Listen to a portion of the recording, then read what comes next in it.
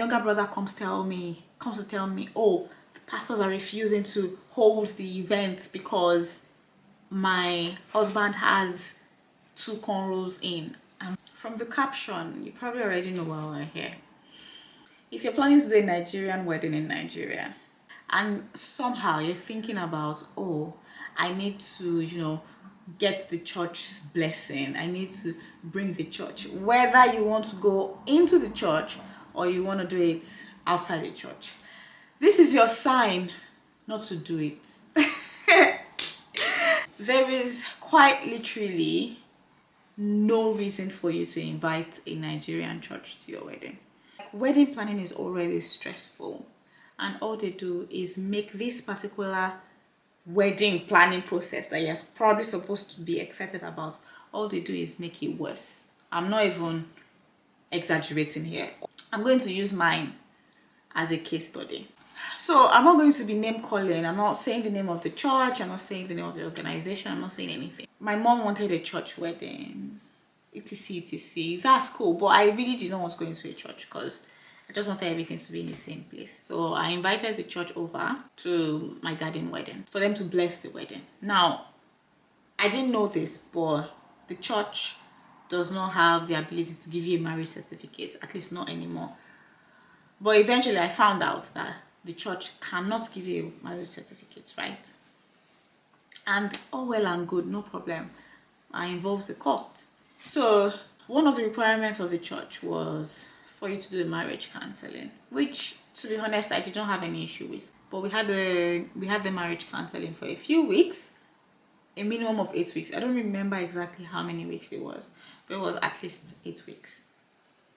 Then we had to fill like a 12-page long document about what do you earn, where do you live, are you baptized, all those things. Absolutely no worries. Like, I'm trying to summarize this church issue as much as possible. Part that was really stressful with the church was I made a tweet about it. That was where I was beginning to feel, are these guys promoting hypocrisy or what's going on here? Because the marriage counseling was virtual, so I attended the marriage counseling with my husband to be at the time. He came over to mine and we just attended together. Then at the end of the counseling, the church gave us an earful about how, like, intending couple should not be seen next to each other. They should not be in the same environment together. This close to telling them, do you know how many trips we've taken together? We've taken a minimum of 10 trips together. Let that slide. If Nigerian adults choose not to be in touch with reality, that's fine. Then after all of this, we had to send our health certificates, which, like, my health certificates I sent because I did NYSC 4 years ago. So it had like my genotype, blood group, all of that, which we sent to them. But my husband to be did not have it. And our genotype and blood group is not something you just routinely do in the UK.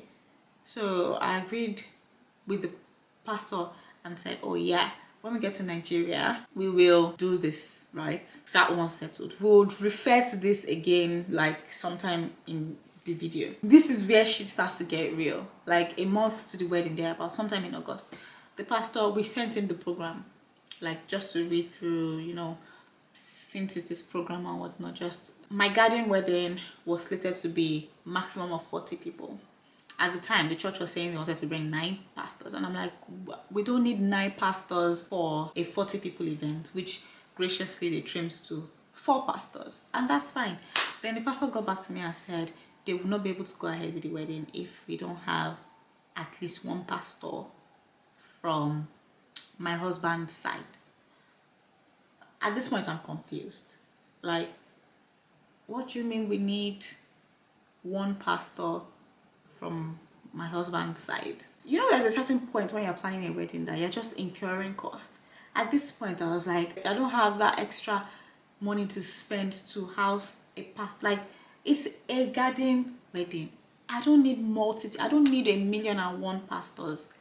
Why do we need to bring a pastor from Ibadan to come? So this was an issue. Then eventually we found a middle ground, which was the pastor was going to send a representative who was already in Lagos. So that's cool, that's fine. Everybody's happy. Then a few weeks to the wedding, I think 2 weeks to the wedding, they then brought up the issue of my husband to be cannot have braids in. Now, if you know my husband to be, he always has, like, he started having braids in recently, which I think is sexy as hell, by the way. And I don't want him to take it off. So they were like, he can't have braids in for the wedding. We agreed anyway that we're going to take out the braids and do this hairstyle.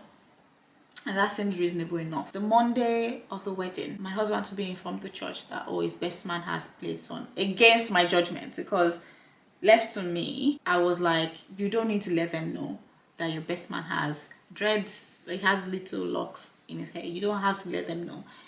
It's not an issue unless you raise it. If that day comes and they then say, oh, it can't be there, then we'll be like, oh, what's going on?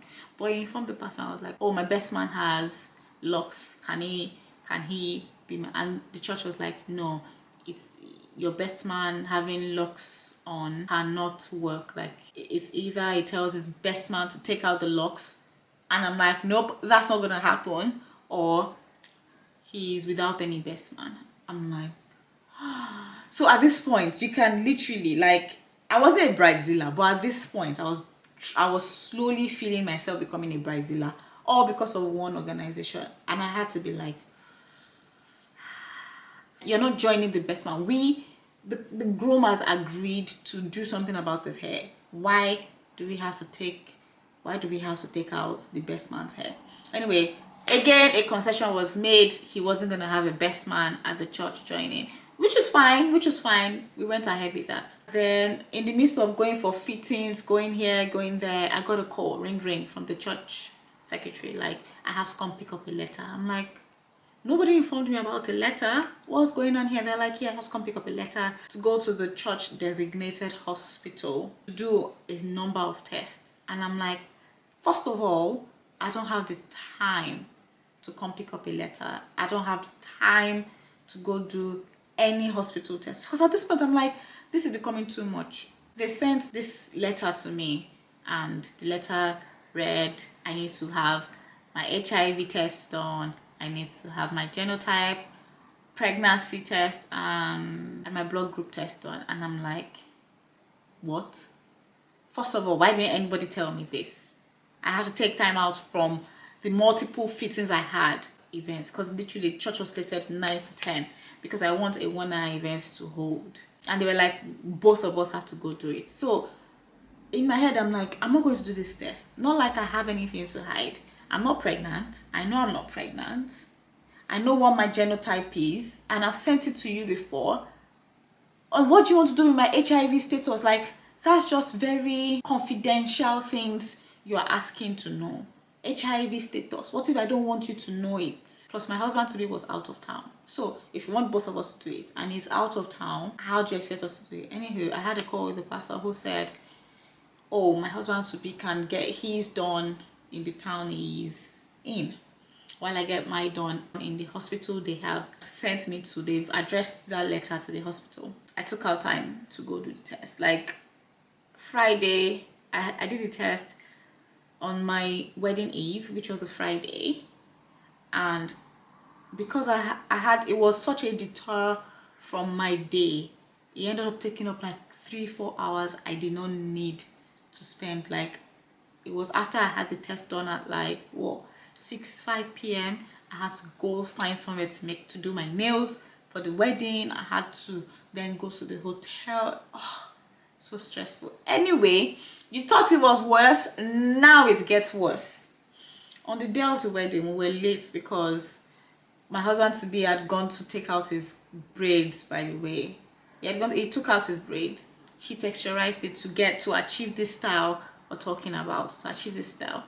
But eventually, when he got to the barbers combed out his hair, and they were like, no, this hair is too long.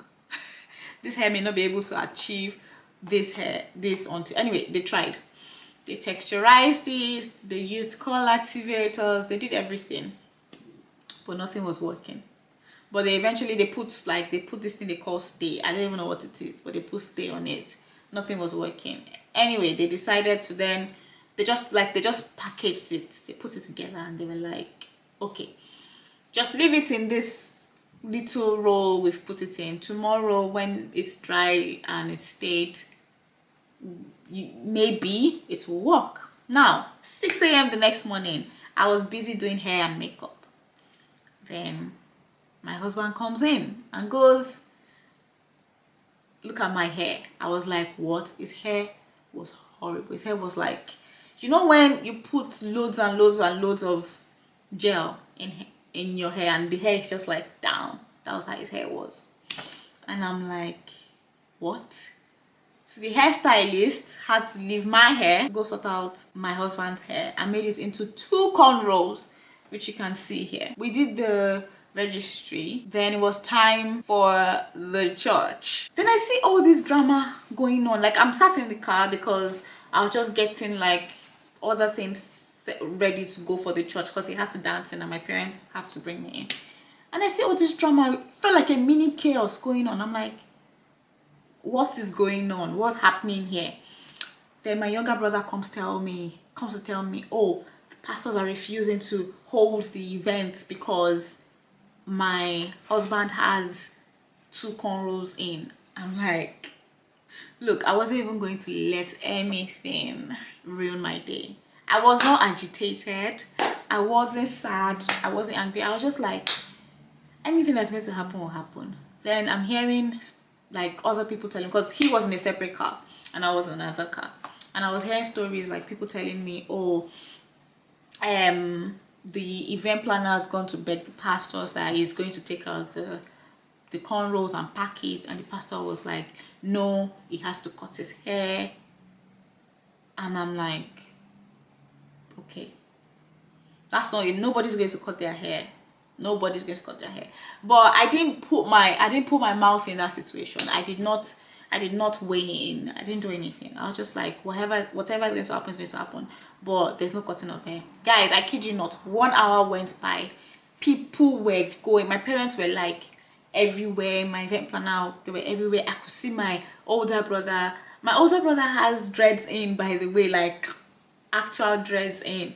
I could see my older brother going around, my younger brother just throwing hands everywhere, my mom throwing hands everywhere. I'm like, Juicy!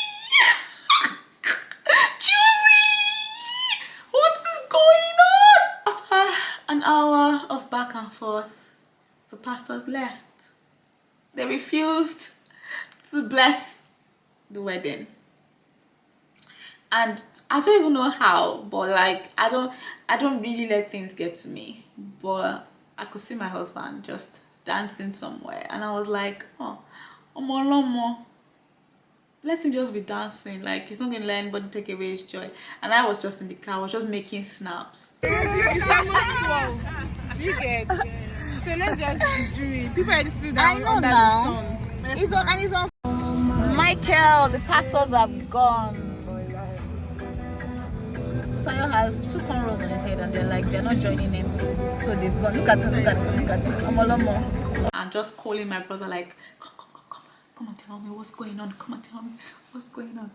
And eventually another pastor in the congregation did the wedding. We had someone who is an ordained pastor from my husband's side who was like, I mean, why not? We had the program already printed out. All he had to do was read it and pray, which was what he did. So at the end of the day, all that trouble, stress I had to go through for the church, only for them to eventually not do the wedding, is not worth it. And a lot of people have blamed me, to be honest, that there was no reason why I should have even bothered with the church wedding. And to be honest, they're actually right, because the marriage is blessed anyway, right? 1. 2, the church is not even giving me a certificate to be married. So to be honest, if you really want to go ahead with a church wedding, but the stress that comes with it is, to be honest, it's not worth it. It derailed my timeline for the day. Obviously taking out 1 hour out of a crazy schedule, because if you already know, I had the registry, the church, the engagement, the reception, and the after party in one day. So taking out 1 hour to do a little bit of back and forth wasn't worth it. So save yourself the headache, scrap your church plan before you even think about it. Or yeah, that's what happened with the church ceremony. I've warned you, don't do it. Bye.